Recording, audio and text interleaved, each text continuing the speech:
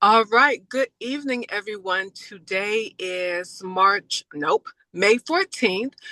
This is a special meeting. Typically, we meet on Wednesdays. We are meeting today on Thursday because we gave space for our wonderful civic engagement program that we had yesterday with lots of young people that we will come back and talk about. We do have quorum. And do we need to do a roll call, you all? I'm sorry, I'm forgetting. I don't think you have to, but we could. All right, well, sure, go ahead. Representative Chamberlain, Present. Representative Dinkins, Present. Representative Goulet, Yeah. Representative Best, and Representative Colson. I am here. All right. We have a full agenda today because this is an awesome committee and we like to get things done. So we wanted to start with the Youth Civic Leadership Summit from yesterday. Again, which is wonderful. We're going to try and bump that down to the end of the agenda to give Representative Best time to get here. And then it looks like we have uh, issues to discuss from myself and also Representative Goulet. Representative Goulet, if you don't mind, I'm going to kick us off with student discipline. Okay? Sounds great. All right, so here's an update. So I think the last time that we spoke, well, first, this has been an ongoing conversation. We've been speaking since last year about revisiting Chapter 25 and also the definition of bullying. Then during our public meeting this month, we talked about the requirements or the rubric, if you will, for transfers related to discipline. And so I want to follow up on that discussion and, if you will, expand upon it by giving some anecdotes that have come up in my work as a member of the culture and climate team in schools. We recently received a student who was transferred to us just last week. So this is the end of the school year, and it was a special transfer. And then having additional conversation, my question is, why was this particular student transferred instead of the other student? And when I had internal conversation, the answer was, well, we can only do what Chapter 25 allows us. So it's just more and more incidents are coming up where we should really get the ball rolling on having this discussion.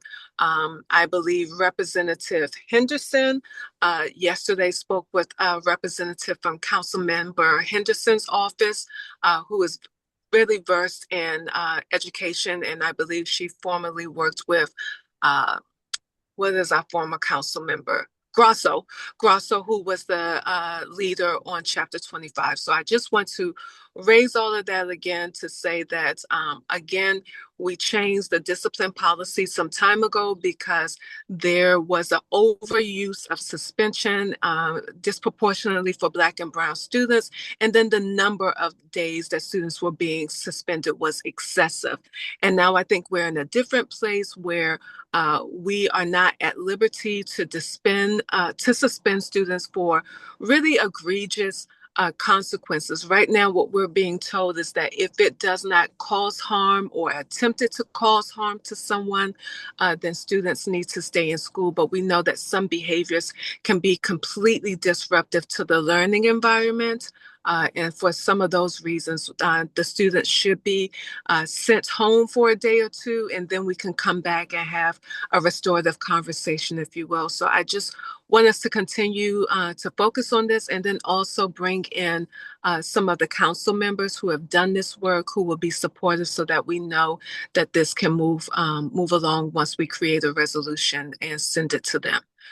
Those are my updates as it relates to that. Does anyone have any questions, or if there's anything that I can clarify? I just want to be very clear. I am not an advocate for sending students home for everything, but we know that there is a time for suspension and then also a time for restorative justice, and we have to learn when it's right to use which tool. Okay. All right. Let's see. Yes. I'll just say real quickly, I completely agree with everything you've said there. And appreciate your leadership on moving this forward. The only thing I would add to it is just also maybe checking in with some of the principals who, will be able to kind of give us feedback about what some of the challenges have been for them. So, in addition to reaching out to council, uh, on it, I think if we could maybe try to connect even offline with some of the principals to have a discussion about the challenges like they face in trying to keep a orderly environment in schools with youth who really do need some time away because of really egregious behavior. And I think you've been a champion also, Madam Chair, about the issue of the substance abuse. And I'm not sure how that fits in, but Yeah. but students continuing to bring contraband into schools over and over again. And maybe that doesn't eventually rise up to suspension. Maybe it does, but I think that's something that we need to explore because some of those substances are creating real issues in the school. So I'm just excited to work with you on this. I think it's really important. And I'm excited that we were able to get feedback from youth on ways to improve this yesterday too. So I think we're absolutely moving on the right track and I support everything you're doing. Thank you. I appreciate your support as well in the work that we're doing collectively. Yes, Dr. Fleischer. One question and one statement. First, for outreach to principals, do you have some in mind? Could we work maybe offline in terms of the transfers? Yeah, I May think all of this should be an offline conversation with them so we can have the like a honest assessment of what the situation is. Because with the discipline policy bill, uh, when you read it, there are no obvious things that are necessarily jump out at me as being a problem. The council's discipline bill and those procedures for suspensions and expulsions, but in practice it's not working and you can't suspend people for even egregious behavior. So maybe there's internal policies that are driving it. Maybe it's like the paperwork requirements. hmm I'm not sure, but I think hearing from administrators on what the burdens are for maintaining safe schools nowadays would be helpful. I don't I'd have to look and see what's publicly available or what might need to be a data request of just which schools have high occurrences of transfers. Across DCPS and public charter schools, but maybe that could be another way to identify schools that are having high transfer rates or receiving students. Would that be helpful? Yeah, I think it would. I mean, I don't have the right pathway to this yet. I just think it's something that would be interesting. And I just had Okay. my dogs are driving me crazy. They just burst through the door here. So Another quick question. Hi, Shadow. Is that Shadow? Domino, his name is, and he's leaving. Hey, go, get down. Another question. Oh my God. Now I'm kind of thrown off on that. The other question is, I know this school year is coming to a close. So this kind of inquiry and discussion, would this be more for getting ready for the next school year and maybe hitting the ground running stronger with curbing transfers or helping schools manage the transfer issue and the discipline issue Is that to me? I mean, for me, to yeah. I mean, I think it should be the fall. I don't think that's something that we would try to take up now or summer as we prepare for fall. I mean, I think everybody's trying to wrap things up for the end of the school year and graduations, and they're not focused on this. But no, I think like some of the feedback yesterday was helpful, so I think we'll get there. And then my statement was, you mentioned substance abuse. I sent to the committee a memo that one of our fellows worked on, and I think a few other resources on that topic. Would it be helpful to lift that back up for you to read and think through for the next, maybe the June C committee meeting? Sure. And just a reminder, in July, we do not have committee meetings. Right. One more question for you. It's a personal question for the group, somewhat related to discipline, but just want your opinion on it for now. I had an interesting experience on Monday. I was taking something, equipment back to Xfinity down on 7th Street. And as I was approaching the Xfinity office, I saw at least a dozen MPD cars. And I saw the police and I saw National Guard. And as I got closer, I realized that there was a situation right in front of the building. And so there were so many young people. All of them looked like high school students. Unfortunately, two students were arrested for assaulting National Guards. I'm not sure specifically what the assault entailed, but my reflection looking at the group is that everyone kind of looked the same in terms of what they were wearing. And not many of them, with the exception of two groups, had on school uniforms. One that I was easily able to identify was McKinley. And based on the colors of the other uniform, I would say it may have been Carroll. But my thought is just when situations happen like that and it is a disruption, it would be unfortunate if students are caught up in that because they all are wearing the same thing and there is no distinguishing factor. And I know as we consider, again, with IDs and keeping our students safe and easily identifiable, I'm just wondering if you all thought that perhaps we should, whenever we have time, raise the issue of possibly mandating or encouraging all schools to go to uniforms. I believe right now it's a school by school decision. But for me, it's a concern for my school because we're very close to Union Station. And so there's heavy presence there in that area. And I want people to know that my students are students and if they need us, where to find them. But I was just wondering, especially for my two students who are moving on from high school and going to bigger and better things. But if you all had to wear, and I don't know, does bases and does you all don't wear uniforms, do you? If you all received that, or if your principal came to you and asked for your input on on uniforms, how would you all feel? What would be your thought, giving the context that I just provided?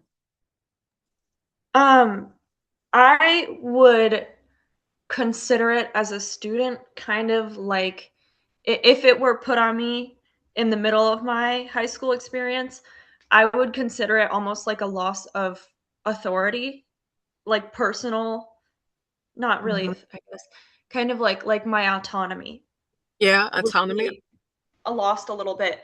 I think I understand where you are coming from, but I also think that this problem might be a mix of like a result of a number of different things. And I think one of those things is DC students having no real like type of school ID. Like once we got rid of DC1 cards, like once those were phased out, I have no way to identify myself as a DCPS student. Um, and I have, other than that, I don't, besides a driver's license, you can't really get another form of ID proving your age or that you are a student. And I think that your idea about kids having a school ID might serve as kind of like a midway point between having no form of school identification and having like a uniform. Okay. All right. I Um, appreciate that. Go ahead. I would also Then I like will to weigh in first. thank you. I would also like to add, I think Banneker students would respond a little differently because we do have very strict dress code rules currently. So to some students actually inquire or want a uniform because it gives more like a sense of consistency. However, I do think that it would vary depending on the school and like how the schools currently operate, and the level of transparency would need to be had like prior to at least the school year when referencing uniforms. But I do agree with Perry. I think like the absence of a DC1 card does create an abundance of other issues. Thank you. Thank you. Representative Goulet? So, not surprisingly, I am a big supporter of school uniforms and would really support your efforts on this. And I think I agree though with Representative Chamberlain that it shouldn't be done in the middle of the school year. It should be done at the beginning. But Absolutely. for me on this, it's also an issue. of equity. Like uniforms provide a very cheap uniform, a cheap alternative for clothing that everyone can get easily at a school store or is even purchased through the district. And it's something then that's you take away kind of the class elements of what like dressing up for school is. Like you don't have to worry about, some students not being able to afford fancier clothes. And it also makes it a lot easier for parents, to be honest. Like I've had, students, my kids who had uniforms for many years, and it's actually great. You just have a pair of khaki pants and then a shirt, and you get to select a few shirts, and it's really easy because you just get a very affordable collection of clothes for the school. And I think it also adds like an element of, depending on what the school requires and on certain days, an element of just professionalism and spirit to the school because you're wearing, school-centric gear, so you have spirit there. And then some days you may require, like, let's say a polo shirt for boys, something a little bit more fancy if it's like an assembly, and then I just think they're really they create a positive academic environment. They are helpful for students who really don't have the means to purchase, a wide wardrobe of clothing. So I think they're great, and I would support you on any effort to encourage schools or to mandate schools use them. All right. Thank you for that feedback. Was just curious. Thought I had while I was sitting watching all of that unfold. Okay, the next topic, I want to connect with what happened yesterday. So, we all know that we attended the civic leadership. I always get this title wrong. It was great. That's what it was, the Great Forum. Um, but yesterday, when we attended the forum, as you know, we broke out into smaller groups, and I was able to join the employment group. And it draws strings back to what we've already been talking about with workforce development and what we think is a um, wonderful possibility that will stand for generations beyond us and help uh, uh, I can't get it out. Un, my goodness, you all, I'm tongue tied. I can't, it will help so many people, generations of people in terms of students and young adults and older people. So that brings us back to the widow discussion. So Representative Goulet, you sent it to the committee, which is great. I think it definitely should start here. We're going to work on that. But I also think we should build support with other people to get buy-in with this, starting with our colleagues as well, as we mentioned, just so that when we put things together and send it out, or ideally a resolution, that we will already have people who are well aware, informed, and will support that, rather than it being something that just sits and doesn't really gain any traction. So I thank you for your support on this and sending it to us. I look forward to working with everyone on this and then also sending it over to the next committee. But I'm very excited, and hearing those young people talk about employment opportunities, the lack thereof in terms of what they knew about, although we know that we have some, was very exciting because it means that the work that we're doing is on par with what the needs are and what the young people are saying. Are there any questions about that, the Widow School? Okay. Madam Chair, I don't have questions on it, but I completely agree with what you're saying. I acknowledge I owe you an email back on this. You've been pushing this project in a way I think it's built momentum for it again, which I'm extremely excited about. I mean, my goal would be to work with you to try to see if we can get maybe a resolution in draft form ready to send to the committee by the next meeting, because I know we don't have one then the next month after that. So June's our last meeting. Okay. And then maybe we try to set up, if Councilmember Fruin's willing to do one another tour with colleagues. And I know I need to reach back out to Warner Session on the UDC board, who was interested in maybe having the trustees check it out too. So it's just, to me, it's such an exciting project. And I mean, like, imagine if we, instead of having kids in the summer youth employment program, allowed them to continue work at the Whittle site for becoming a nurse, becoming a teacher in DC, or one of any of a number of professions that we have in high demand here. I mean, that would be really exciting. So I'm thrilled to work with you on this and fully support it. Awesome. Awesome. Any other thoughts or comments? Not really comments, but this does, well, yeah, I guess it would be a comment, but it would fulfill one of our strategic priorities for the C committee is just lifting up student voice. We also, part of that is not just what was shared at this summit, but also the Office of Student Advocates, uh, their work across the wards and that their recommendations as well. If that might be of interest to include that or to share that out with members in consideration of this. Yes. I think that would be great. And I love it when the things that we work on align with our strategic goals. That's always a great thing. Yes. Awesome. Yeah. Awesome. All right. Moving on. The next thing on the agenda is student IDs. Representative Johnson Law is not here to speak on that. And I don't see anything else on the agenda, but I know that Representative Goulet probably has an update on kindergarten resolution. Yeah, I'll be glad to provide that update. I mean, on the real ID, did Representative Johnson Law send us? I know she said she had a draft of it, but did she send that to us at all yet or not? I do not recall seeing it. I don't recall seeing it either, but yeah, I may have missed it. I mean, I Yeah. think what we can do on that one is that should be a next month item, and give her time to work with Dr. Fleischer to finalize it, and then maybe she can come and present it at the next meeting.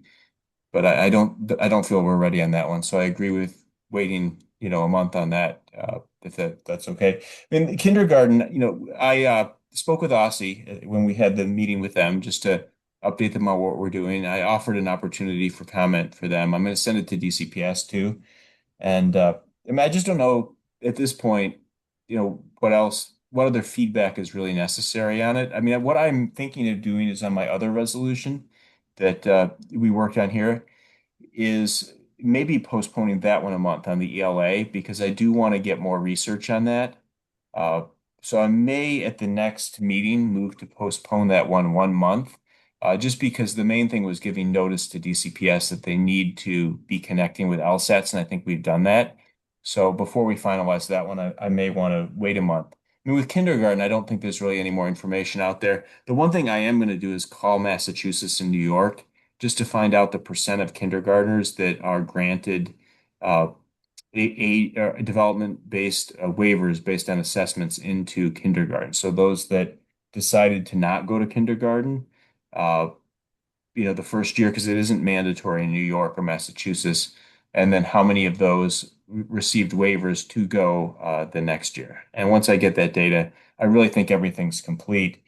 Uh, yeah, so I appreciate everybody's support on this. I mean, DC's policy is about 12 months out of alignment with the most comparable jurisdiction, except for possibly Massachusetts and New York. So, like, we just are an outlier in the country on this, and I think in a very bad way. I don't think, when we look at children right now who are struggling, the idea of forcing 4-year-olds to go to kindergarten versus another year of pre-K before they're ready doesn't make any sense. I think the action the board's taken to narrow the age band to 15 and a half months is very responsible and is the strictest in the nation. No other state, possibly other than Massachusetts and New York, has anything like that. And it's a really good thing because it allows youth who just need it like an extra few months to get on track to have that time. And I'm excited to work with people. If there's any questions on it. Dr. Fleischer, I see you're raising your hand. I have a quick follow-up question. Yeah, we're actually bringing that resolution home, just finalizing everything. Um, and just the last resolve clause or the last yeah, therefore be it resolved is it talks about accompanying emergency, temporary, and permanent legislation. I know Let's you, change that to just permanent. yeah, so you touched on that, I think, at last month's meeting. And then when it comes to is advancing permanent legislation, maybe changing it to will. Do you want to put Yeah. a date on that? Like by such and such date, we will advance that? Well, I don't think we can guarantee that. I mean, my Mhm. my goal is because this is a very simple drafting measure. I wanted to because we can do legislation either concurrently or subsequent to passing a resolution. I wanted to wait a month in case there was amendments to the resolution before drafting the bill. It's actually a very simple drafting technique because you really just need to make some slight amendments to what we put out before. The only other thing that I'm going to make sure we capture in the legislation is to fix the issue with the My School DC portal. And let me explain why that is. Is that right now somebody is effectively blocked if they had a student who had a birthday between June 16th and September 30th, they wouldn't have any discretion on which grade to apply for. And I think that's problematic because let's say you had a child who is a preemie, particularly ones who don't have bowel control yet is a big issue. So they didn't start pre-K three, but they were a September birthday. Uh, what I would want to be able to do is allow that child then the next year to enroll in pre-K three and start then instead of being forced into pre-K four if they weren't ready for that at that time, and really to get them the full pre-K experience just to get them on the right track. So it would just be to allow discretion in My School DC as well, but only within that specific range. Anything outside of that would probably be a pretty extraordinary situation. It would have to be approved, through DCPS, through assessments. I mean, there will be some instances where students are held back even outside of that date range, but uh, but I think it's a really prudent thing to do. We're being cautious with it. Certainly more strict than anywhere else in the country, and by requiring pre-K like Maryland does, we're making sure students aren't just sitting at home; they're getting an education here in the city, and I think that's really important to me because we want to make sure young kids are getting in there and getting in an educational setting. So. I mean, I think it's ready to go. I don't know what possible criticism there could be to it other than people attacking it for not having a large enough age range. But that would be a good problem to have if people were saying I'm being too strict on it. I mean, I don't see there being any logical arguments from DCPS that could possibly be made. And you bring up an interesting point about the My School DC, and I know within the resolution itself, in past discussions, just that transparency and making it very clear to parents. I'm not quite sure. I could check the My School DC website, but even incoming parents from other states, parents within DC right now, just having that language in there so that they're able to easily understand the policy Yeah, or I see mean, their and that options. yeah, and that's I think one of the issues that you just brought up that we really do need to address is that students coming in from out of state, particularly Maryland. I mean, Maryland's off by a month from what we do right now.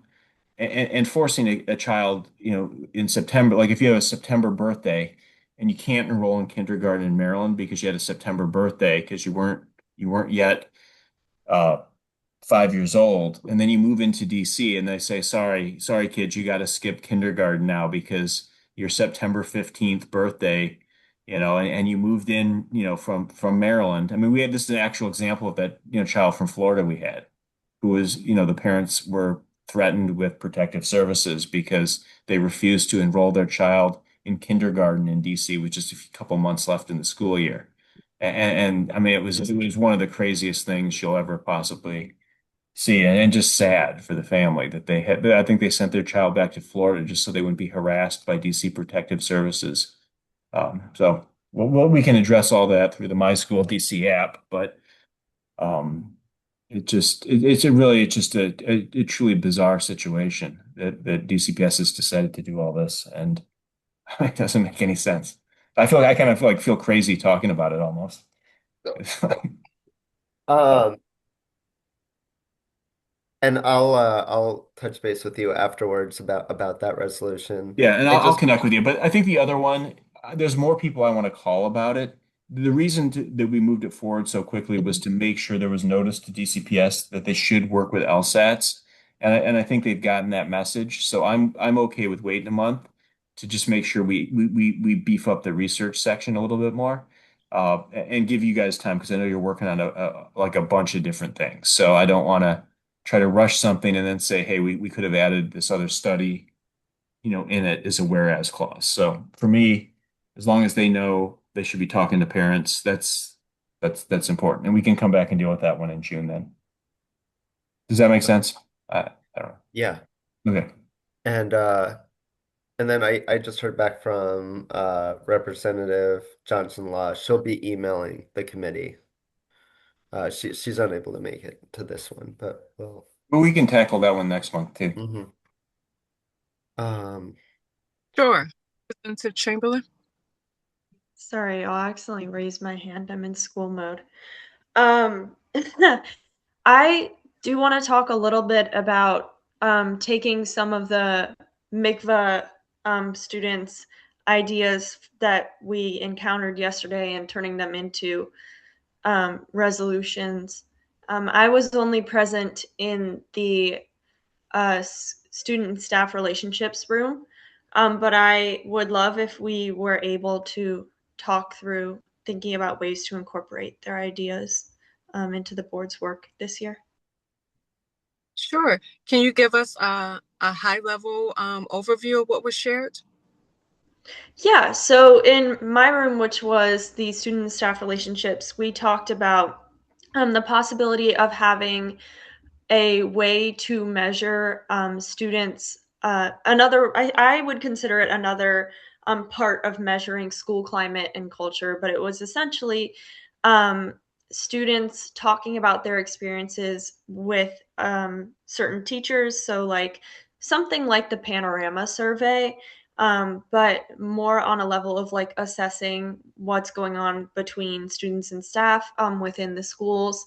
And then I do believe that it is printed out. I also think that probably, sorry, I also believe that probably Dr. Fleischer has um, the, you have the run of show, which should have some of the student recommendations. yeah, I can get those. Okay. And If it they'll would be, be well, sorry. oh, I'm sorry. Representative Chamberlain. No, please continue. I interrupted you. We'll be debriefing with Mikva and we'll get all of that information so I can get that to you. I know June, unfortunately, is the student I know, I'm representative's so last sad. meeting. But that does raise something else too. Is I mentioned the Office of Student Advocate, their recommendations coming out of the summit, but also importantly, and I'll let you and Representatives Dinkins and Chamberlain say more on this, but also the annual report is coming out and recommendations Mhm. will be coming from that. Our June 8th uh, SAC meeting and senior celebration, all members are welcome to come and encouraged to come. And I think that is a great space for this committee to attend because the students will be sharing out, presenting their recommendations and findings from their research. So I have a question. If can I be recognized? Yes. Okay, great. So my question would be for, I guess, Dr. Fleischer, but then also to the student representatives. I'm interested in doing the mikveh stuff for the fall, and trying to put those into action. I mean, I know the one that I had, which was the mental health ambassador one, I think needed a bit more work before it was ready for that stage. It was a great idea, but it really involved HIPAA issues, training the students to deal with like serious mental health issues and trying to figure all that out. So it was kind of still in the formative stages, I would say. Like, so interesting concept, but like the students themselves raised a lot of internal questions about the idea. So, like, what I would be more interested in is with our student reps, like all the research you all have been doing through SAC, like, are there things there we can convert to resolutions? And then, if so, like, are you still available for the next C committee? Like, I would think your tenure would not end necessarily by then. So then we could try to wordsmith those through the C committee, which you're both members of, you and Representative Dinkins, Representative Chamberlain. So, like, where are we with that? Like, and how does it sync up with this timeline? And then how long are you here with us? So I would first, I would ask Representative Dinkins um, about her group as well because I'm working with the independent groups, which are the projects are a little bit less structured. But we do have one going on with extracurricular activities that I think could possibly be turned into a resolution. I don't know if Representative Dinkins, if You're able to come off mute. If Thank you. Yes, so for student safety, that's a good question. I think that there are still like intricacies within the group that are different. I know it's not as broad as the individual group because we still are focused around like school resource officers and but we still have like focuses on metal detectors, school resource officers, and school implementation policies. So I think those three things would be like the core parts of school safety that we're focusing on, but there's still like differences within it. So I think I would have to think a little bit more about that. and I'll try to get some better data too on the school resource officers because I was talking to those two MPD officers that were there at the meeting, and they told me like a shocking stat that like after council did its cut and it was going to get rid of the program, like we lost. I mean, I think they were saying like they were down to just 40 out of originally 130 school resource officers. So, and that was like due to people resigning or leaving because they thought their jobs were going to be eliminated. So, I want to make sure that data is right, but that's actually really shocking. And I mean, it's disturbing because I mean, we lost that youth at Jackson Reed through the tragic killing there, and I mean, I think school resource officers are extremely valuable for making sure the area around the school is safe. And yeah, I'm shocked by that stat, to be honest, if that's correct, that we're down that low, which means then private security is doing a lot of this work, or it's not happening at all.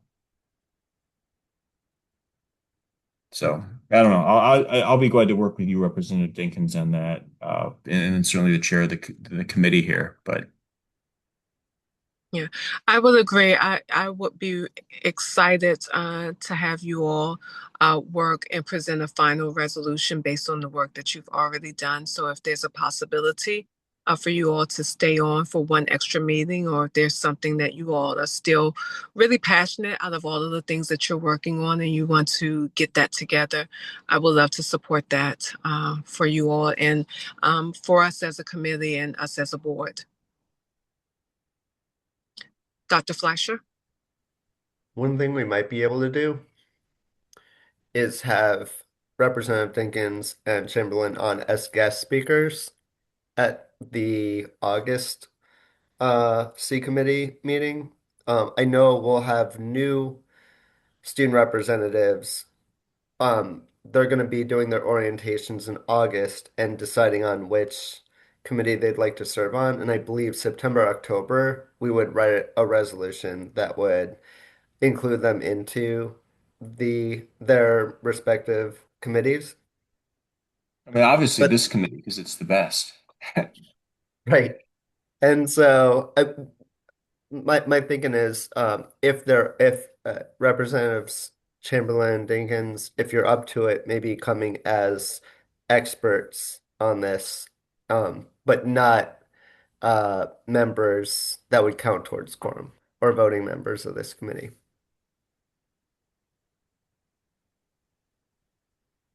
That sounds great. And we could always have well, I mean, this is up to the committee, but other students as well. Like we can have any guest speakers we would like to speak on the topics. I think it is a good idea, and we revisit it as soon as we can because we know that these two young ladies are transitioning and will have completely different lives and schedules by September and October. So they may have classes at that time or what have you. But let's circle back to that. And Mhm. I appreciate all the flexibility and all of the ideas around how we can make this work and still include the expertise of our student representatives. Another thing in our committee's arsenal for getting information is roundtables. It's been a while since we've actually done one, but a roundtable with students or experts on any of the topics that we're discussing, I think that can be doable and arranged. Okay. Thank you for that, Dr. Fleischer. So now we have a list of options on how we can proceed and still make sure that we're honoring the work. And again, this is stuff that will go into the tracker. I'm really tracker mindset. Go into the tracker, and when it comes around for our annual report again, we can definitely include these things. So that's very key. My goodness. We are at 6:43, and I think we've hit everything. Is there anything else that I've missed or anything else that we want to raise? We appreciate your efficiency, Madam Chair. I try to be efficient and respect everyone's time. Yes, Dr. Fleischer. Just to make sure, the Whittle School, is that something that you wanted to discuss at this meeting? Oh, I Or the did. Whittle School campus? I I think we did. did. Yeah. Okay, yes, I must Sure. have gotten sidetracked. Okay, That's okay. wonderful.